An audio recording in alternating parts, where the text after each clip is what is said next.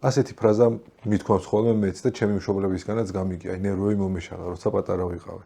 სად გაქვს შენ ნერვებიო? აი რა საკიდან შეიძლება ბავშვს არ ვიცი, ასე დავსო კითხოს. ნერვები რა საკიდან აქვს ბავშვს, რომელიც შეიძლება მოეშალოს? ჯერ კიდე ორსულობის დროს. ანუ მუცლად ყოფნის დროს? მუცლად ყოფნის დროს. იმიტომ რომ მუცლად ყოფნის დროს იწყება კომუნიკაცია ბავშვსა, ნაყოფს და დედას შორის. ნაყოფს და მამას შორის. და როდესაც არის კონფლიქტი დედა და მამას შორის, იმ მომენტში ნაყოფს ჭყალებში უკაცრავად ნერვები ეშლება და აკეთებს შესაბამის რეაქციას.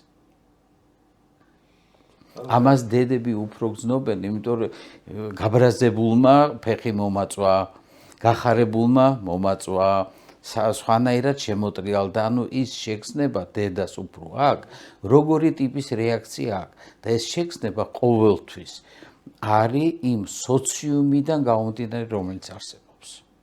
ამიტომ ნერვების მოშლა, ასე რომ ვთქვათ, შეიძლება დაიწყოს ჯერ კიდე ორსულობის პერიოდიდან.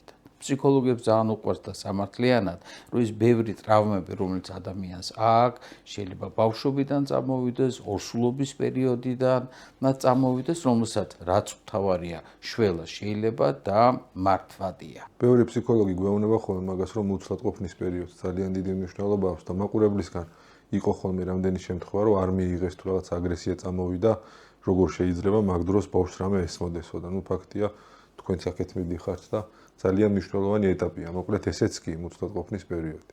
და ნერვული სისტემა უკვე რეაგირებს. შეიძლება ესეც კი არა პირველი ეტაპები იყოს უფრო ყველაზე მნიშვნელოვანი, როდესაც ყალიბდება. ერთ-ერთი მარტივი მაგალითი რო ავიღოთ, აი ალოგიკურია, იმიტომ რომ დედა აჭმევს ბავშვს რძეს და უცებ ცხაილით ჩაი დალია. ხო? კავშირი ხო არანაირი არ აქვს. ბავშვი შეიძლება პირი დაეწვას.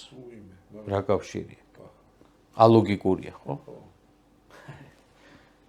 იმიტომ რამხელა გზა უნდა გაიაროს სადამდე, რომ რძე გაცხელდეს? ხო ვერ გაცხელდება.